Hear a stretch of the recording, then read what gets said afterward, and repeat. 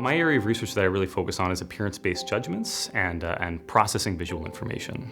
So can a computer take a look at a new product based on just how it looks visually and see, does it actually make sense to people, and does it have a chance in the marketplace? Getting people's assessments of these things is critical, getting their sentiment, because this is really what we're interested in, but it's really hard to do. It's very expensive, it's time consuming, and it's really, really difficult to get that broad perspective. So if there's a way we could actually kind of synthesize this or automate this process, that would add a lot of value to kind of the market research of new products. Using a computer vision algorithm, we can kind of automate this process and get this data a little bit quicker in terms of kind of being able to see how is it categorized, how confident are we with this categorization. And so this can be done in a matter of seconds. It can be done for thousands of different design iterations, and it can cost, less than $100. The one that we tend to use in this project is through Google and Google's Cloud Vision, which is an interface that allows you to extract information based on visual imagery. If anybody wants to play with the software, you can just take one of the images off your desktop, upload it to the software, and it'll instantly give you feedback on what it thinks it is in terms of categories and how confident it is with that classification. So what we do is we take that information in terms of what it is from a category perspective, how confident it is with that classification, and see if that information actually predicts if it'll get funded, how many people will support it, will it actually meet its fundraising goal? And so that's kind of the focus of the paper. This notion of ambiguity, when we think about new products, products can kind of fit what we traditionally think exists, right? So it's just like, if I see this baseball hat, I know it's a baseball hat just based on having traditional markers of a baseball hat. Or new technology products, I can see a smartphone and see, I know this looks like a smartphone. But if you add different features, different design perspectives, different visual cues, what that allows you to do is you can actually see, do consumers struggle with understanding what this thing is?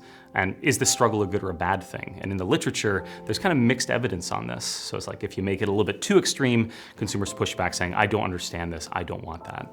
But if you add a little bit of ambiguity, a little bit of excitement from a design perspective, some different type of category inferences, what it allows you to do is bolster excitement.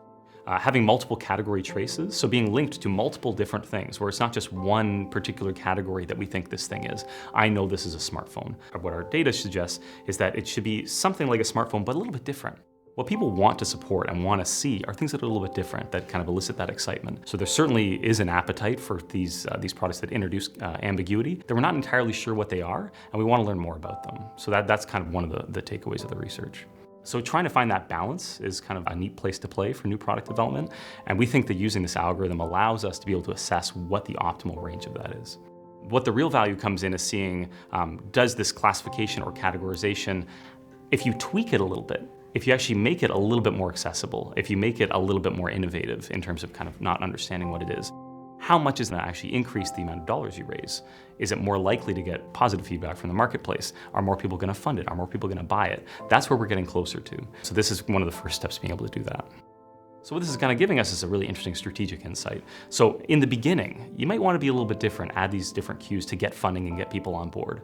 But by the time it makes it to market, you want to kind of pull out some of these features. It's one of those counterintuitive kind of findings. You would think that one of these things, it just needs to make sense to consumers. But these aren't the things that people want to back. They're not the things that people want to support, especially from a new technology space.